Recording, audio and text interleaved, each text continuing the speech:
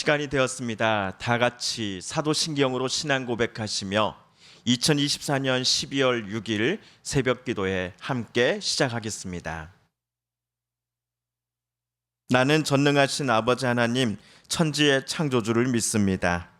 나는 그의 유일하신 아들 우리 주 예수 그리스도를 믿습니다. 그는 성령으로 잉태되어 동정녀 마리아에게서 나시고 본디오 빌라도에게 고난을 받아 십자가에 못 박혀 죽으시고 장사된 지 사흘 만에 죽은 자 가운데서 다시 살아나셨으며 하늘에 오르시어 전능하신 아버지 하나님 우편에 앉아 계시다가 거기로부터 살아있는 자와 죽은 자를 심판하러 오십니다. 나는 성령을 믿으며 거룩한 공교회와 성도의 교제와 죄를 용서받는 것과 몸의 부활과 영생을 믿습니다. 아멘. 대강절 첫 번째 주일 주간의 금요일 새벽 아침 우리가 함께 읽을 기록된 하나님 말씀 구약의 말씀 예레미야서 제33장 14에서 16절까지의 말씀입니다. 구약 1106족경에 있는 예레미야서 제33장 14에서 16절까지의 말씀 대강절 첫 번째 주일 주간의 금요일 새벽 함께 묵상합니다.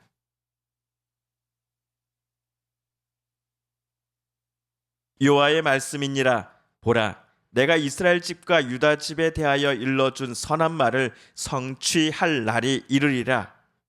그날 그때 내가 다윗에게서 한 공의로운 가지가 나게 하리니 그가 이 땅에 정의와 공의를 실행할 것이라. 그날에 유다가 구원을 받겠고 예루살렘이 안전히 살 것이며 이 성은 여호와는 우리의 의라는 이름을 얻으리라. 아멘.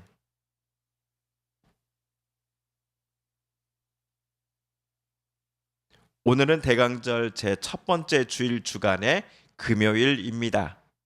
오늘 새벽에는 이번 주일 오전 예배 때에 우리가 묵상했었던 예레미야 33장 14에서 16절 말씀을 다시 한번 읽었습니다.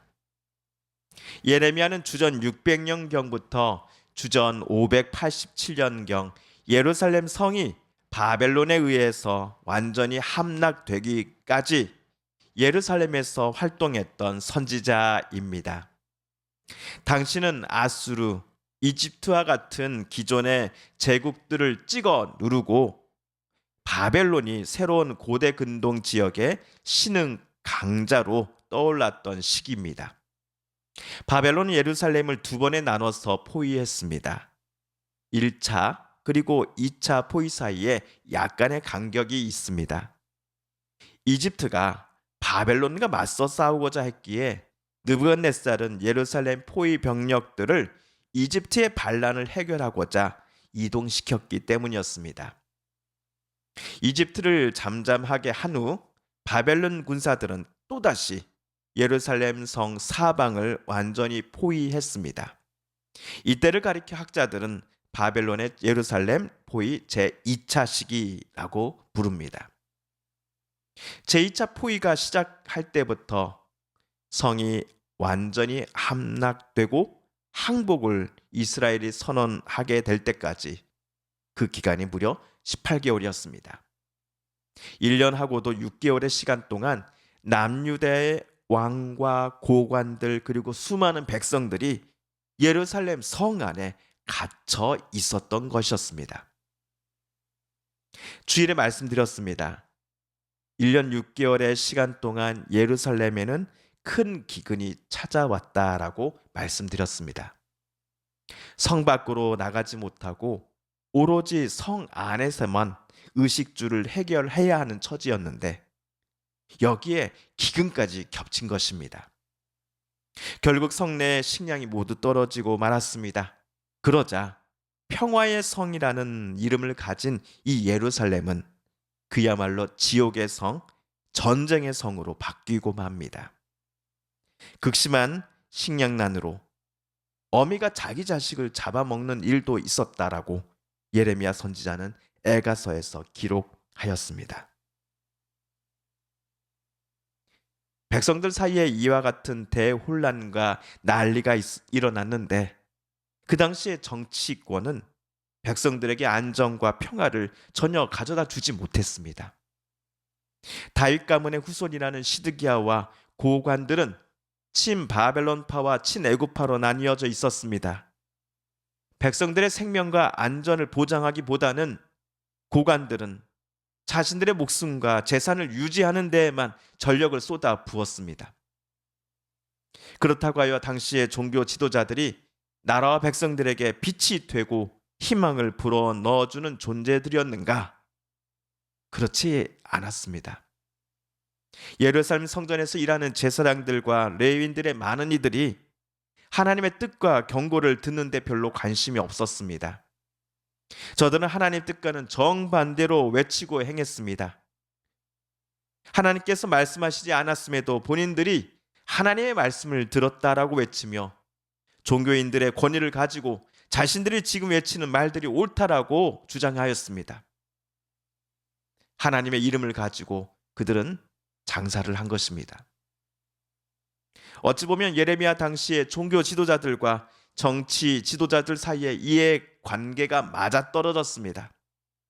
그래서 두 집단은 힘을 합쳐 하나님의 말씀을 가지고서 대언하는 선지자 예레미야를 잡아 죽이고자 했습니다. 지금까지 우리는 예레미야 당시의 정치, 경제, 사회 그리고 종교의 상황들을 다시금 점검해 보았습니다. 당시 사회를 구성하는 여러 축들 중에 정말 제대로 자리를 잡고 있는 것이 하나도 없었습니다. 1년 6개월간의 포위로 인해 백성들의 삶은 점점 피폐해져 가고 정신적으로나 육체적으로 이성을 잃어가는 상황인데도 사회 구성원 어느 누구 하나, 사회 지도층 누구 하나 백성들에게 희망과 힘을 불어 넣어줄 사람이 없었던 것이 예레미야 당시의 사회상이었던 것입니다. 이러한 상황에서 예레미야 선지자는 하나님의 말씀을 받아 다음과 같은 복된 약속을, 기쁜 약속을 선포했습니다. 오늘 말씀 14절 15절입니다. 시작. 나 주의 말이다. 보아라. 내가 이스라엘 가문과 유다 가문에 약속한 그 복된 약속을 이루어 줄 그날이 오고 있다. 그때 그 시각이 되면 한 의로운 가지를 다윗에게서 돋아나게 할 것이니 그가 세상에 공평과 정의를 실현할 것이다.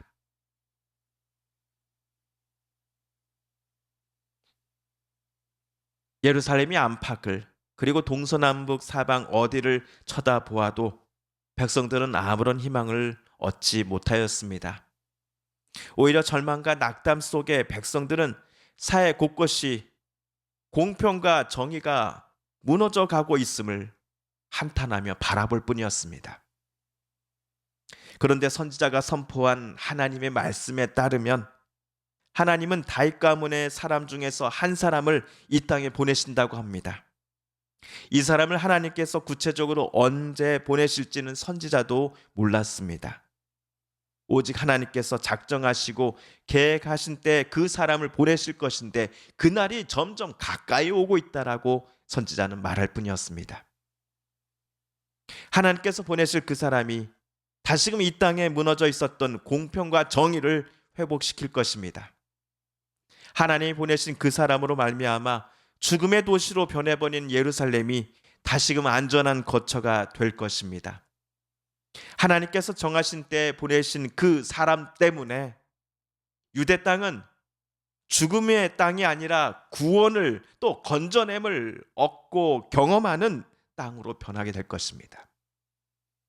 그때 백성들은 하나님이 보내실 그분 때문에 새롭게 탈바꿈하게 된 예루살렘을 바라보며 주님은 역시 우리의 구원이십니다라고 외치게 될 것입니다. 그러므로 예레미야는 절망과 낙담으로 가득하여 아무런 희망이 없이 살아가던 중이었던 백성들에게 하나님의 역사하심을 여러분은 기다리십시오라고 외쳤던 것입니다. 하나님께서 보내신 그 사람으로 인해 희망이, 소망이 참된 평화가 이 땅과 모든 사람들에게 임하게 될 것이니 백성들이여, 하나님이 보내실 그분만을 기다리십시오. 하나님이 보내실 그분을 기억하며 끝까지 우리의 삶을 포기하지 말아 주십시오라고 선지자는 외쳤던 것입니다. 우리는 하나님께서 보내실 그 사람이 누구인지 잘 압니다. 바로 하나님의 아드님이시면서도 사람의 몸을 입고 이 땅에 2000년 전에 오시고 사셨던 예수 그리스도이십니다. 성도 여러분, 많은 분들이 엊그제 일어난 계엄령 선포와 6시간 만에 해제의 그 사태들을 지켜보시면서 큰 충격을 받으셨을 것입니다. 여당을 지지하시는 분이시든지 또한 야당을 지지하고 계셨든지 간에 엊그저께 새벽에 일어난 그 사태는 모든 분들에게 큰 충격이었을 것입니다. 계엄령은 발표된 지 3시간 만에 해제가 되었지만 우리나라 정치권은 더 큰 혼란의 구렁텅이에서 빠져나올 생각이 없어 보입니다. 저는 목회자로서 여러분께 말씀드릴 수 있는 것은 딱 하나입니다.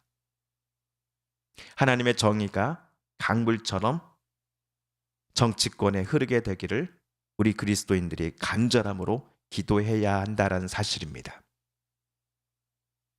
하나님께서 보내신 예수 그리스도께서 2000년 전 진정한 공평과 정의가 무엇인지를 우리에게 보여주셨던 것처럼 우리가 다시금 오시기를 소망하며 기다리는 예수님께서 오늘 이 시간 특별히 이 우리나라에 오셔서 하나님의 정의와 공평을 실현시켜 주시옵소서라고 기도해야 함이 저와 여러분, 특별히 우리 그리스도인들에게 지금 맡겨진 사명이라고 저는 생각합니다.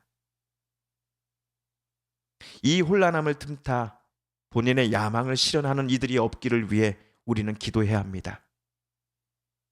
이번 사태가 하나님께서 세우시는 정의와 공평에 따라 분명하게 해결되어지기를 위하여 하나님의 뜻과 마음을 가지고서 일할 사람들을 하나님이 세워주시고 그들에게 끝까지 하나님 뜻대로 일하고 또 행할 수 있는 용기와 힘을 달라고 기도해야 합니다.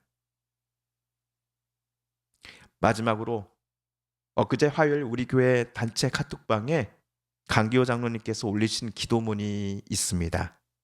여러분도 보시면서 많은 분들이 동감하시고 또 아멘 하셨을 겁니다. 이 기도문을 우리 함께 읽으며 오늘 말씀 묵상을 모두 마치고자 합니다. 하나님, 현재 우리나라의 상황이 많이 어렵습니다. 경제는 점점 악화되고 있으며 정치적으로는 분열과 갈등이 더욱 심화되고 있습니다. 하나님, 정말 끝이 보이지 않는 이 나라의 어두운 현실을 굽어 살펴 주시옵소서. 이런 때일수록 그리스도인들이 더욱 굳센 믿음으로 하나님을 바라보고 의지하면서 기도하게 하여 주시옵소서. 모든 국민들이 진정 우리나라를 인도하시고 이끄시는 유일한 분은 하나님 한 분뿐임을 깨닫게 하셔서 하나님의 백성들이 이 위기를 기도로 극복하게 하여 주시옵소서. 기도하는 백성들이 많아지게 하옵시고 난국을 돌파할 수 있도록 부르짖어 기도하게 하시며 더욱 나라와 민족을 위해 기도하는 우리 모두가 되게 하여 주옵소서. 하나님께서는 모든 일이 합력하여 선을 이루시는 하나님이심을 우리는 믿습니다. 이 모든 과정이 하나님께서 이 나라를 사랑하시고 이끄시기 위한 주님의 선하신 계획의 일부임을 또한 믿습니다. 이 시련을 통하여 나라를 혼란스럽게 하려는 세력들이 망하게 하시고 국민들의 생각들이 성숙하게 하시며 하나로 단결할 수 있는 선하신 하나님의 계획이 이루어지게 하여 주옵소서. 예수 그리스도의 이름으로 기도합니다. 아멘. 주님께서 가르쳐 준 기도를 드리며 오늘 새벽 말씀 묵상 마칩니다. 하늘에 계신 우리 아버지, 아버지의 이름을 거룩하게 하시며 아버지의 나라가 오게 하시며 아버지의 뜻이 하늘에서와 같이 땅에서도 이루어지게 하소서. 오늘 우리에게 일용할 양식을 주시고 우리가 우리에게 잘못한 사람을 용서하여 준 것 같이 우리 죄를 용서하여 주시고 우리를 시험에 빠지지 않게 하시고 악에서 구하소서. 나라와 권능과 영광이 영원히 아버지의 것입니다. 아멘. 사랑하는 성도 여러분, 오늘 성삼위 하나님께서 예레미야 말씀 묵상을 통해 저와 여러분에게 들려주신 하나님의 음성과 뜻을 다시금 떠올려보고 싶습니다. 오늘 말씀 묵상 중에 우리가 깨닫고 또한 다짐한 바대로 우리 정말 그렇게 살아가게 해달라고 이 시간 하나님 앞에 기도드리길 원합니다. 마지막으로 우리가 가지고 나온 간절한 기도 제목 하나님께 아뢰며 하나님의 은혜의 보좌 앞으로 우리 더 가까이 나아가겠습니다. 함께 개인 기도 시간 갖습니다.